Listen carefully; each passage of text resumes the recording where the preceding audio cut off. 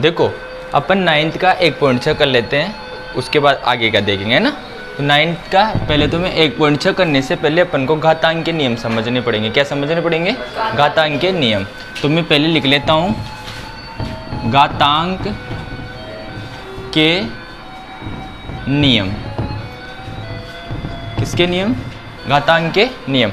मान लो कोई, पहला नियम लिख लेता हूँ। मान लो कोई संख्या है a, इसकी घात कितनी है m, और साथ में दूसरी संख्या है,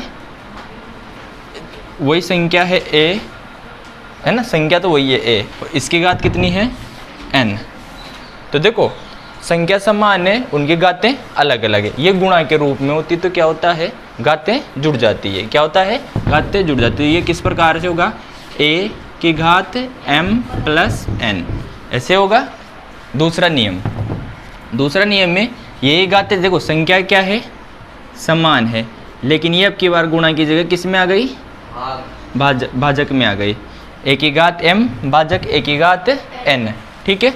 तो ये क्या होगी? अगर भाजक में है तो घातें क्या होगी? घटेगी। क्या होगी? घटेगी। तो a की घात क्या लिख सकता हूँ मैं? m माइनस n, ठीक है। जो पहली वाली संख्या में से दूसरी वाली संख्या घटेगी। ये कोई आवश्यक नहीं कि बड़ी कौन सी है छोटी कौन सी है, केवल डायरेक्ट पहली संख्या में से दूसरी को क्या करना है? अपन को घटाव करना है। फिर उसके बाद तीसरा, मान लो a की घात क्या है? a की घात a बटे हुए b की घात पूरे कोष्टक की क्या है? m है। यानी कि इसमें क्या हो गया? घात तो समान आ गई, घात तो क्या आ गई? समान, लेकिन संख्याएं क्या हो गई? अलग अलग। a और b कोई सी भी अलग संख्या हो सकती है, और घात क्या है यहाँ पर? m, ठीक है। तो मैं इसको खोल के लिख सकता हूँ ना, तो इसको क्या लिख सकता हूँ? a की घात भी m और b की घात भी m, ऐसे खोल के लिख सकता हूँ। वैसे गुणा में भी ऐसे कर सकता हूँ मैं। 4 नंबर का चौथा नियम, a गुणा डॉट लिख लेता हूँ, a डॉट b की घात क्या है? m आ जाए, मान लो इसी प्रकार से। तो इसको भी अलग अलग करके लिख सकता हूँ मैं। क्या लिख सकता हूँ? a की घात m गुणा b की घात m, ऐसे खोल के लिख सकता हूँ। उसके बाद 5वां नियम है। 5वां नियम और कौन सा था इसमें? हाँ, a की घात क्या आ जाती है? 0 आ जाती है। कोई भी संख्या, a का मतलब कोई भी संख्या हो सकती है। यहाँ पर कोई भी संख्या की घात कितनी हो बेटा? 0 हो, तो उसका मान हमेशा कितना आता है? 1 आता है। कितना आता है? 1। उसके बाद छठा नियम है इसका, नियम नंबर 6। मान लो a की घात क्या आ जाए? माइनस में आ जाए। किस में आ जाए? माइनस का m लिख लेता हूँ। a की घात कितना? माइनस में। तो इसको हल करने के लिए माइनस को घात को क्या बनाते हैं अपन? धनात्मक बनाते हैं। क्या बनाते हैं? धनात्मक। उसके लिए अपन क्या करते हैं? इनका क्या करते हैं? व्युत्क्रम करते हैं। क्या करते हैं? व्युत्क्रम। इसके नीचे कुछ नहीं है तो मैं क्या कर लेता हूँ? 1 मान लेता हूँ।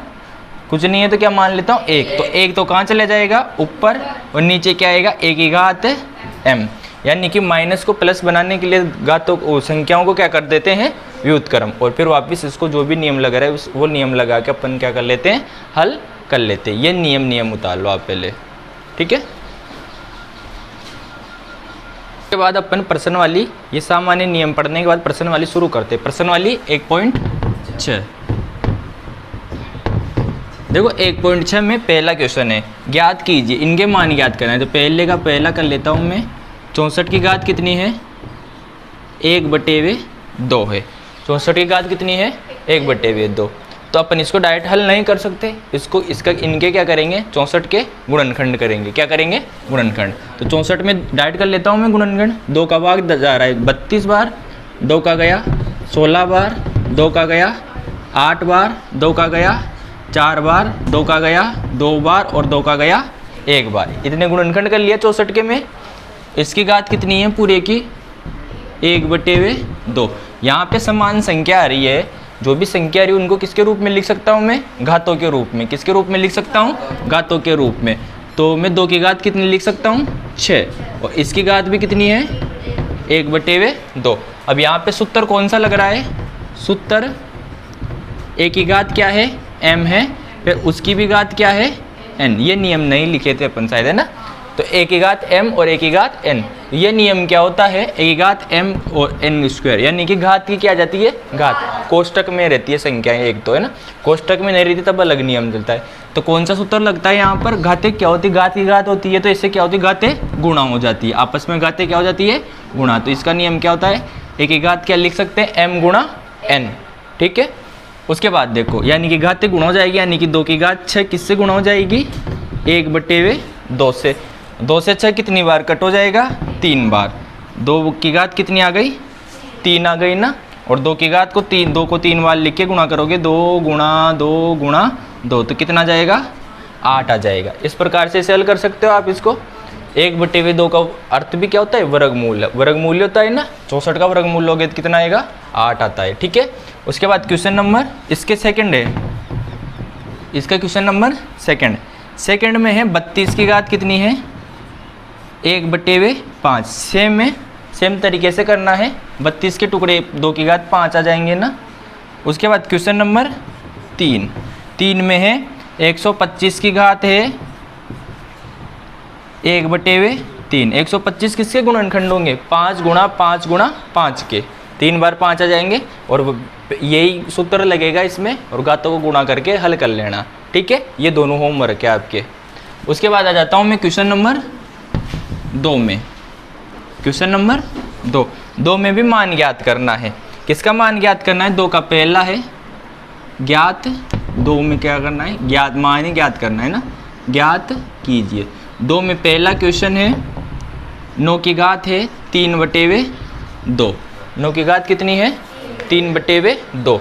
तो 9 के वापस क्या करोगे, गुणनखंड करोगे। तो 9 को मैं क्या लिख सकता हूँ, 3 गुणा 3। इसकी घात कितनी है, 3/2। इसको मैं कोष्टकों घातों के रूप में लिख लूँ तो 3 3 9, नहीं 3 की घात कितनी लिखूँगा, 3 की घात 2 की घात कितनी, 3/2। तो यहाँ पे भी सूत्र कौन सा काम में आएगा, a की घात m की घात n।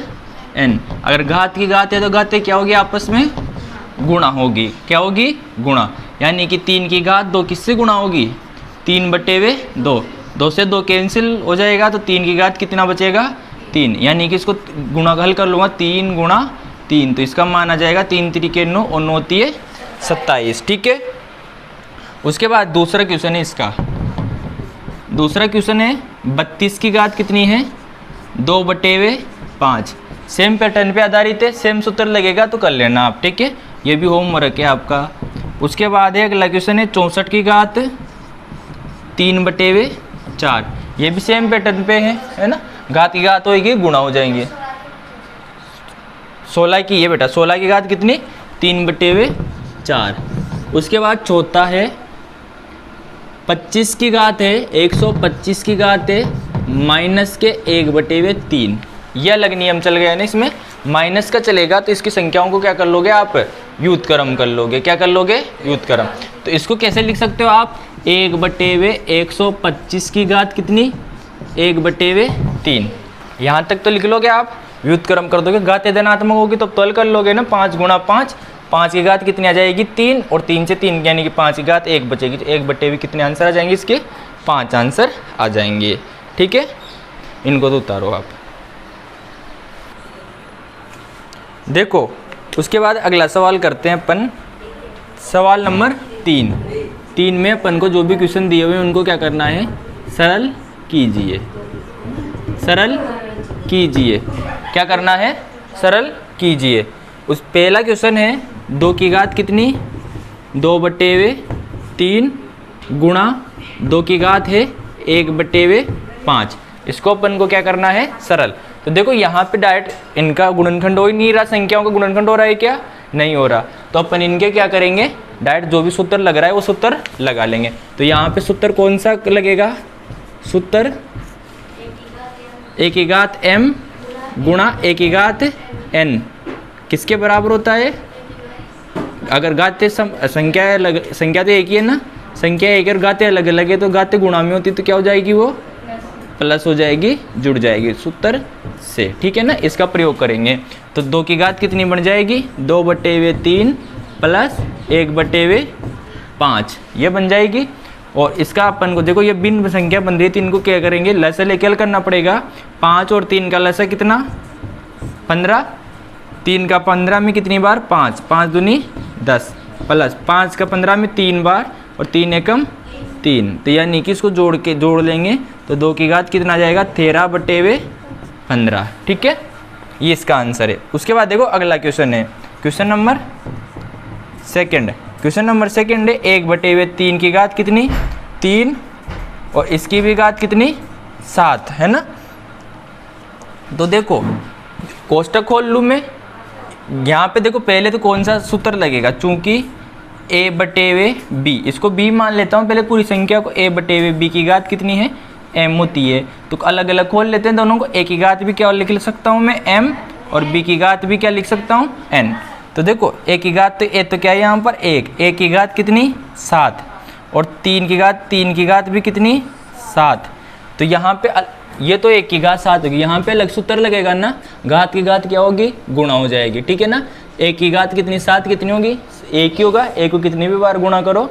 उसके बाद 3 की घात कितनी हो गई 3 गुणा 7, यानी कि 1/3 की घात कितनी 21। ठीक है, आ गया समझ में।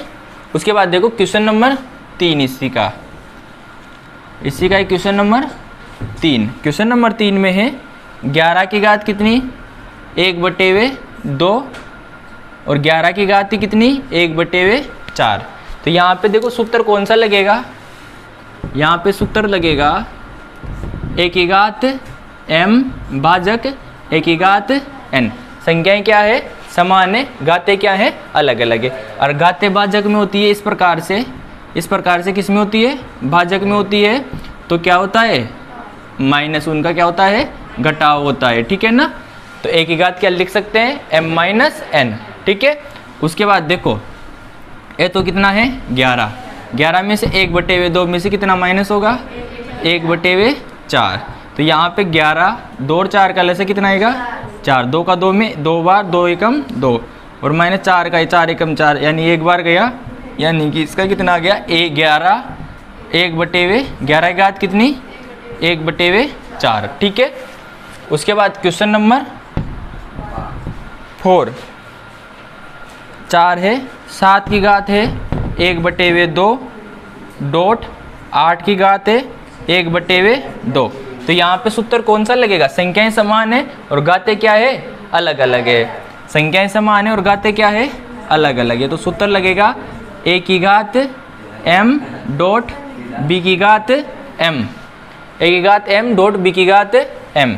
तो क्या लिख सकता हूँ मैं a डॉट b की घात पूरे की क्या m, या ऐसे लिख सकता हूँ मैं, यानी कि संख्याओं को तो नीचे गुणा कर दूँ 7 गुणा 8 और इनकी घात पूरे की कितना 1/2, 7 8 56 की घात कितनी 1/2। ठीक है, ये चारों क्वेश्चन हो गए और इस प्रकार से ये अपने 1.6 भी क्या हो गई कंप्लीट हो गई है। ठीक है ना।